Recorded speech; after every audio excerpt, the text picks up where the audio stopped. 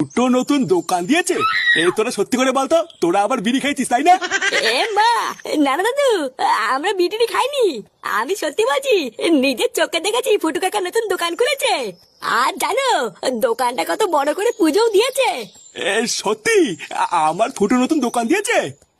গিন্নি, আরে কই গো গিন্নি, শুনেছো তোমার ছেলে কি করেছে? আমি জানতাম আমার ছেলে একদিন কিছু না কিছু একটা করবেই।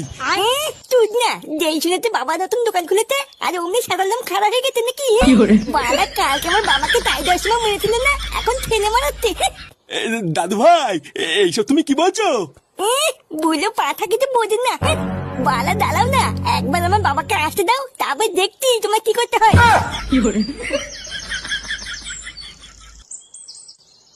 কি রে, কি এত ভাবছিস?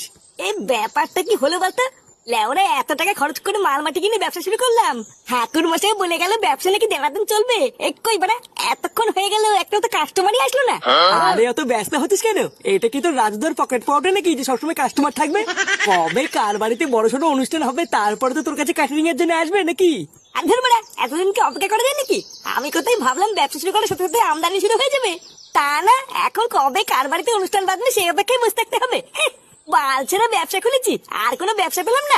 কি বললি? শান্তির ছেলে বাল ছেড়ে ব্যবসা খুলেছিস মানে? তোর না আমি 10,000 টাকা লাগিয়েছি এই ব্যবসায়, যদি কোনো চুদুর বুদুর দেখি না। এত খুঁতে যাচ্ছিস কেন? আমি তো মজা করছিলাম। মজা? আমার বাপের টাকা ছেড়ে টাকা নিয়ে মজা? হ্যাঁ রে, মনে হচ্ছে কাস্টমার আসছে। কই কই